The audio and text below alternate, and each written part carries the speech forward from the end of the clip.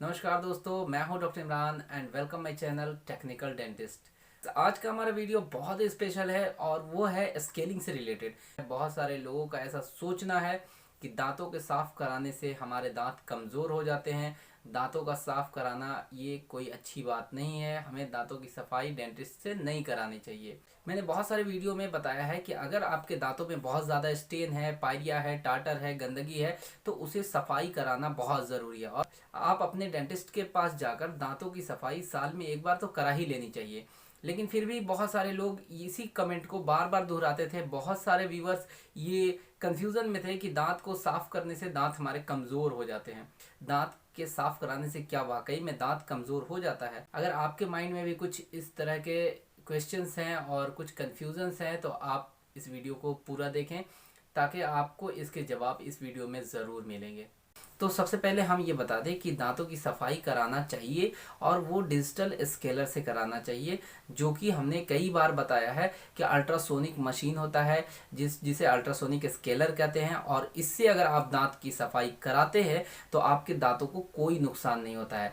मैं आपको इसका ट्रायल करा करके आपको दिखा रहा हूँ। जिस तरीके से आप देख सकते हैं कि मैं इस स्केलर को मैं ऑन करके इसे अपने हाथों पर चला रहा हूँ और आप देखेंगे कि मैं अपने हाथों पर चला रहा हूँ, इसमें से पानी का स्प्रे चल रहा है, लेकिन हमारे स्किन को किसी भी तरह से कोई भी ये नुकसान नहीं पहुंचा रहा है, क्योंकि इसमें होता है वाइब्रेशन और वाइब्रेशन के थ्रू ये दांतों की क्लीनिंग करता है। हल्का वाइब्रेट होता है, पानी का स्प्रे होता है और जब वाइब्रेशन होता है तो ये आपके दांतों के स्टेन को हटा देता है वाइब्रेशन के थ्रू।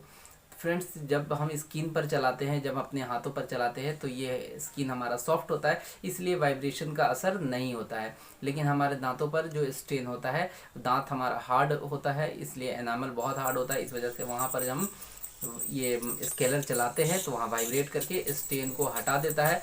कई जगहों पर जब स्केलिंग आप करते हैं तो सेंसेशन होता है, यानी कनकनाहट जैसा महसूस होता है।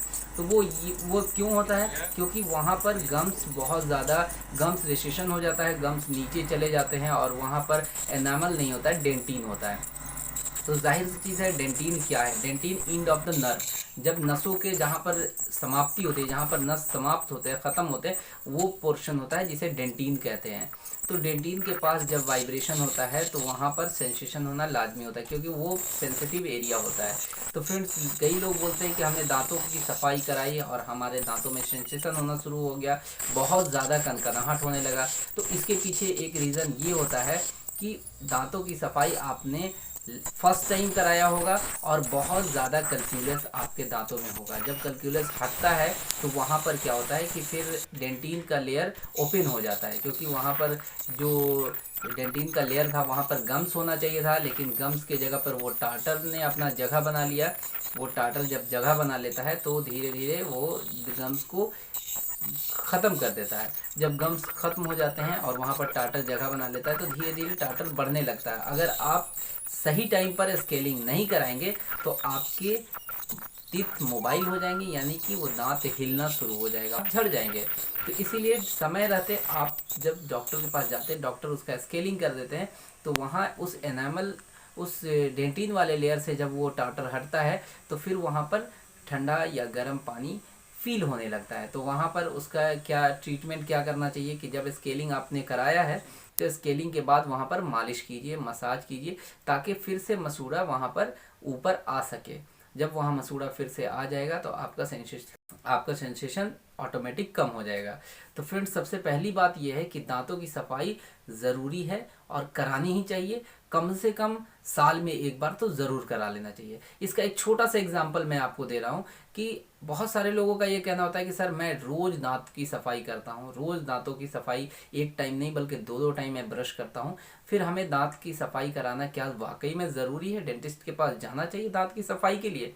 तो इसका एक छोटा सा एग्जाम्पल है कि आप अपने घरों की सफाई रोज़ करते हो, सुबह और शाम दोनों टाइम करते हो, लेकिन उसके बावजूद भी जब आप साल या 2 साल में एक बार अपने घरों का वाइट वॉश कराते हो, यानी पूरे घर की पेंटिंग कराते हो किसी फेस्टिवल के तौर पे, चाहे वो ईद का त्यौहार हो या फिर दिवाली की त्यौहार हो, वैसे मौके पर हम क्या करते हैं, अपने पूरे घर की सफाई करते हैं। और जब पूरे घर में रंग रोगन करते हैं तो रोज साफ करने के बावजूद भी हमारे घरों से बहुत ज़्यादा कचरा निकलता है, क्योंकि हम साफ सिर्फ ऊपरी सरफेस को कर पाते हैं और जो इंटरनल और कोने में जो गंदगियां छुपी होती है उसे हम नहीं साफ कर पाते हैं। ठीक उसी तरीके से जब आप ब्रश करते हैं तो सिर्फ और सिर्फ ऊपर के सरफेस पे आप ब्रश चलाते हैं, जहाँ तक वो ब्रश की कैपेसिटी होती है वो पहुँचने की।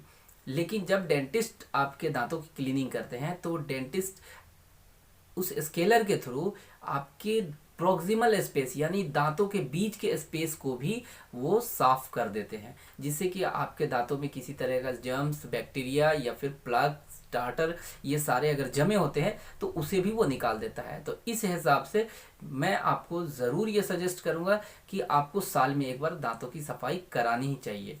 और बहुत सारे लोगों का ये मानना था कि दांत घिस जाते हैं, तो ऐसा बिल्कुल भी नहीं है। मैंने इसका टेस्ट अपने हाथों पर चलाकर आपको दिखाया है, तो इससे ये भी क्लियर हो गया कि दांत इससे घिसते नहीं हैं और ना ही आपके दांत कमज़ोर होते हैं। हाँ, कई बार ऐसा हो सकता है कि आपने दांत साफ करवाए और आपको ऐसा फील हुआ कि आपके दांत के बीच में बहुत ज़्यादा गैप हो गए या फिर दांत आपके हिलने लगे। तो वो कब होता है? जब आपने स्केलिंग कराया तब आपके दांतों के अंदर जो प्लाग थे, वो टार्टर थे, वो बहुत ज़्यादा जनरेट हो गया था। जब बहुत ज़्यादा जनरेट हो जाता है तो वैसे सिचुएशन में जब दांत की सफाई आप कराते हैं तो वो सारा जो टार्टर निकल जाता है, तो आपको ऐसा लगता है कि बिल्कुल खाली हो गया।